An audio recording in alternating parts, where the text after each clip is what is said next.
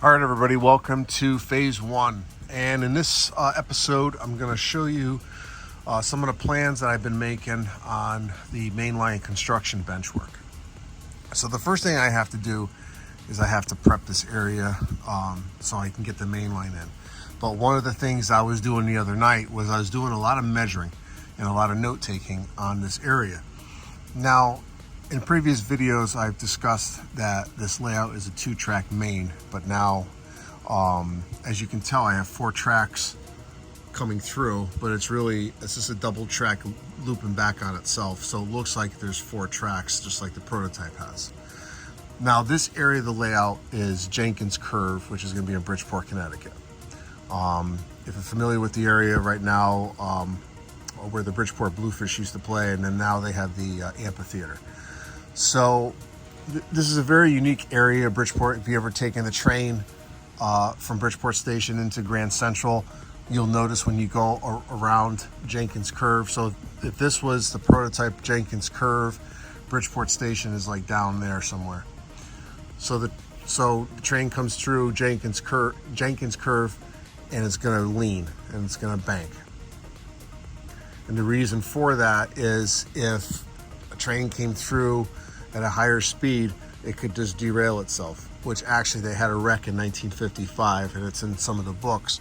So a train was coming around, and I guess it didn't follow the speed limit and ended up down here in the lower yard, which I'll be modeling as well. So Jenkin's Curve is going to be made up of the double track main that loops back on itself, and I have radiuses 38, 36, 34, and 32. I'm also putting in catenary. Now, these are brass. These are assembled, and this is how I bought them. These are from Model Memories, and I bought these about 10 years ago. And at the time, they were about 55 or 60 bucks back then, assembled. And I'm sure they're more, because everything is more these days. But if you notice, the bridge doesn't expand all the way to the edge. Now, this is a 3-track bridge. Obviously, I have 4 tracks here. But I'm trying to be cost effective because I do have to purchase more and more things for this layout. I decided to use a 3-track bridge, and what I'm going to do is on the edge I'm going to put a 1/16 square tubing and then solder another piece up here to make like a bracket for it, and I'm going to put catenary on this track. So it'll work. It's going to be close enough for me, considering the investment I've already made in these pieces. So I do have 2-track ones, and I also have single poles. So I have enough, I believe I have enough bridges to do this layout. I purchased quite a bit of them. I may have to get a few more here and there, but nothing to the magnitude if I had to redo this whole thing. So, but yes, this layout will have catenary just like the main line does in the prototype. And I'm looking forward to getting this up and running. So, as far as the track centers go, my track centers are a bit large, and I think I'm going to be okay with that, only because the equipment I'm going to run. So my track centers are exactly 2 3/4. Now, a friend of mine has one that is he has a New Haven layout, and he runs the same equipment I'm going to run, and he's using 2 1/4 inches, and then another modeler I know uses 2 1/2. So I'm being a little overcautious maybe, but what I plan on doing is getting the track in. I'm going to mount the catenary towers as is. They actually will sit on a simulated concrete pad, so they're going to be higher up in the air. But I plan on mounting them and then running the trains and testing everything to make sure I don't have any type of problems with out of alignment catenary bridges or anything like that. So it's good to keep them at a certain distance. So this is set up the way it will look once I have the actual the elevations all set here. So I run a lot of these cars here, and these are the 85-foot passenger cars that Rapido made. And these things are great, but they're also $100 a piece.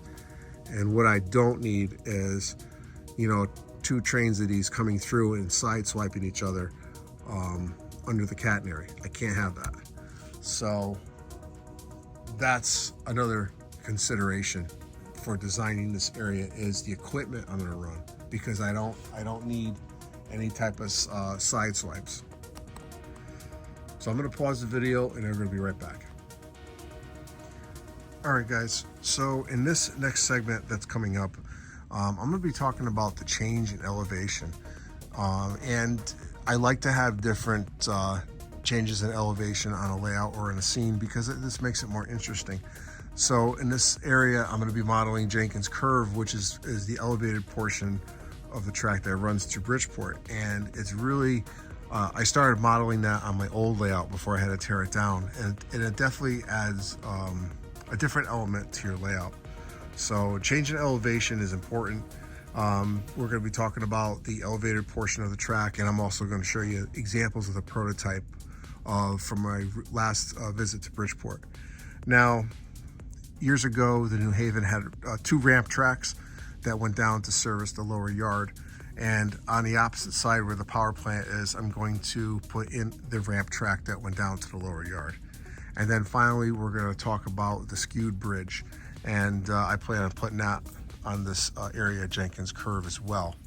So, but before we get to that, I'm just going to show you the next steps on this video and the next parts of the layout I'm going to be working on.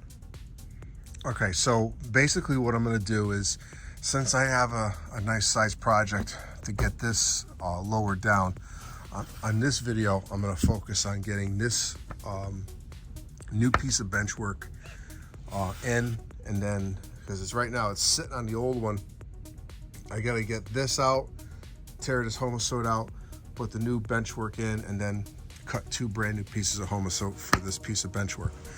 So this is what I'm hoping to get installed for this layout update. And then the next phase that you're going to see, or the next part of phase 1, is I'm going to be dropping this whole section down, probably anywhere between 3/4 to 1.5 inches, depending on what I need here. But what I want to do is get this established and work off of this, because I know this is at the level that I need it for this part of the layout. So I might as well make sure this is right and then work my way over there.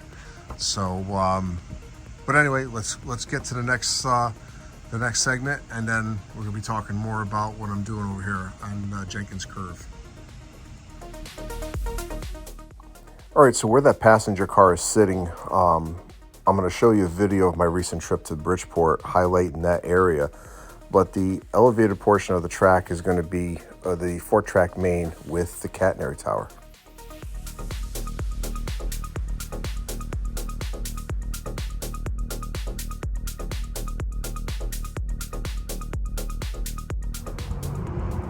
So one of my considerations when I'm building this area is not to have any type of side swipes.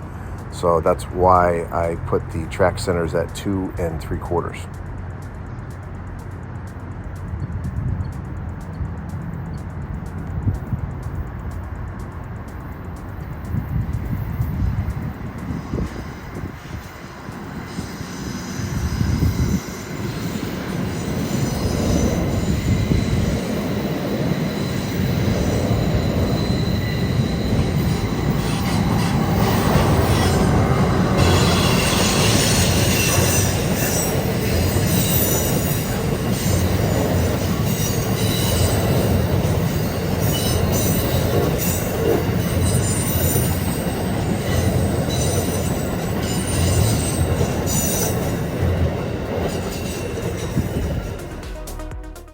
So one of the other things that I wanted to model was the ramp track.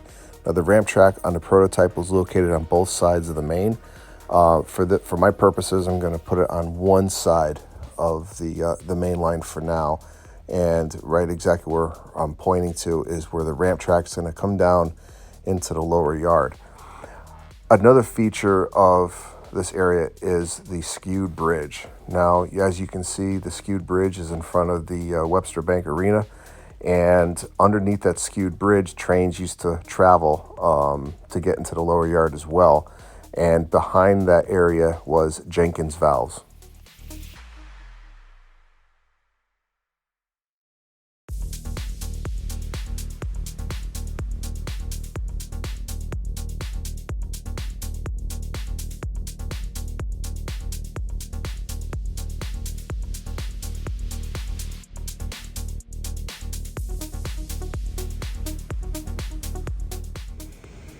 All right, so now I'm going to do is I'm going to take all the stuff off and replace this bench work here.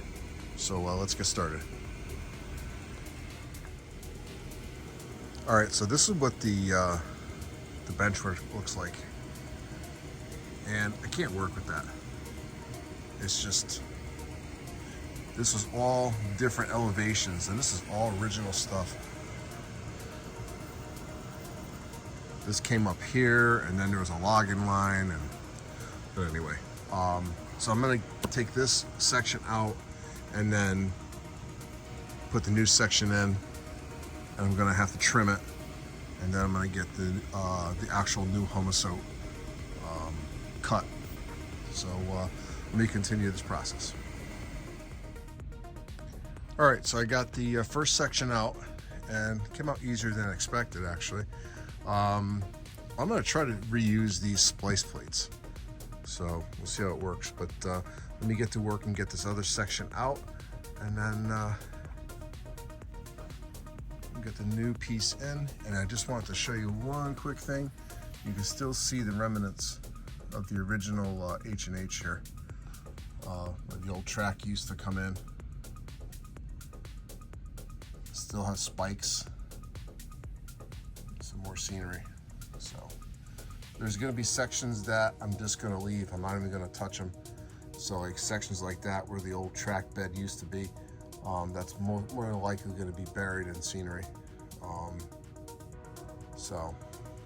But anyway, let me get back to work, and then we'll be right back. All right, so I got the new piece installed. Right now it's not screwed in yet, but it's just sitting there.